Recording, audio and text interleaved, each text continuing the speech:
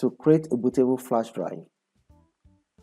One, Rufus, this application, among every other application that are out there that could actually make a bootable flash drive, I find Rufus to be the best. So I'll be using Rufus.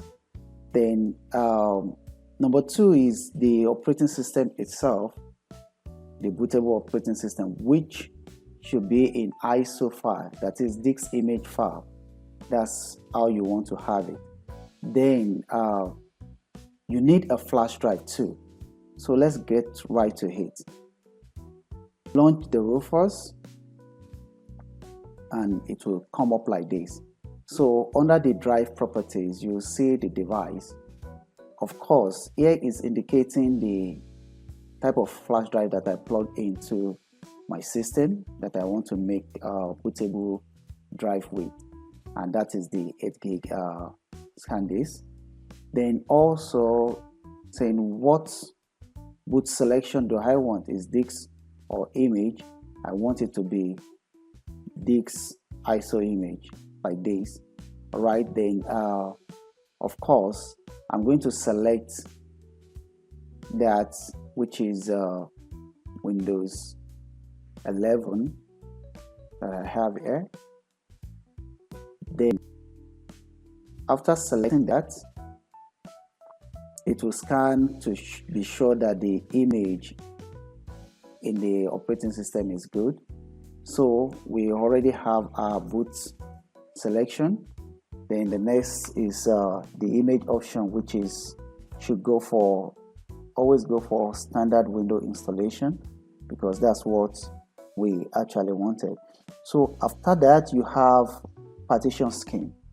There are two partition schemes under this. So the first one you will see there is MBR. If your system or the system that you want to install the operating system on is actually backward a bit, you want to check whether it's compatible with this partition scheme. The older system comes with MBR, that's master boot record. Is an older version which supports legacy disk partitioning. All right, and that legacy disk partitioning supports smaller disks up to 2 terabytes. Okay, they have limited number of partition. I don't think they have more than 4. So as a result, it is older version. But also we have a newer version, which is the GPT. The GPT stands for guard partition table. Is the modern one. Is more versatile, and it supports a larger scale, larger disk space, more than 2 terabytes, and it can get more partitions on it, up to 128. So this is for the newer system, based on what your system or the system that you want to install the Windows on, depend on the partition scheme that you're going to select. That's basically what I'm saying. So depending on the partition scheme you select, you will have a target system. For GPT, it is UEFI that you can select. That's the only option you have there. For MBR, you have the BIOS. All right, but I will be creating for the GPT. All right, then apart from that, it will change the name. So it's telling whatever name you want to call it. You can as well change it here. Then apart from that, we have the file system. The file system, there are two file systems that is being displayed there. That's FAT32 and NTFS. Okay, the FAT32 is older one, is most widely compatible file system. All right, but it limits individual files and partition size, and also it lacks modern features. It doesn't have encryption, it doesn't have journaling, and many other things like that. But when it comes to NTFS, all right, is a new technology file system, which is more advanced.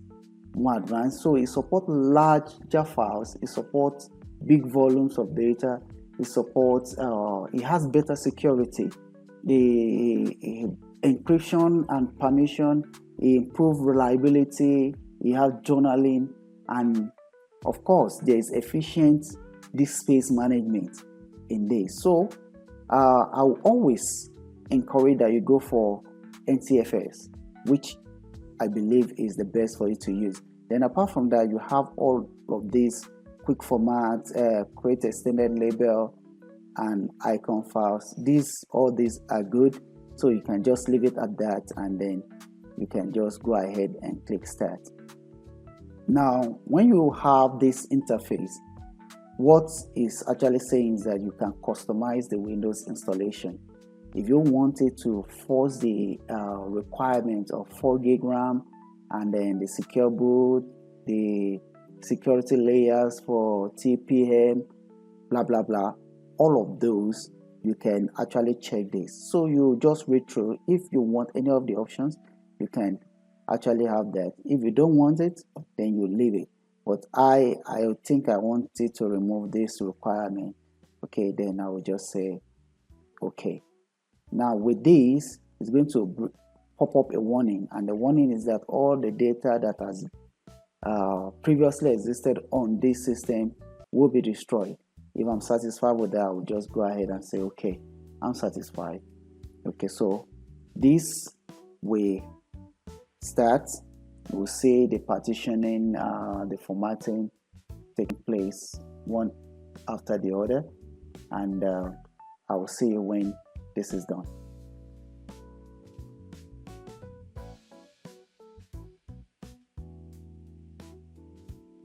Okay, this is completed, and this is how you make a Windows 11 bootable flash drive. Thank you for watching.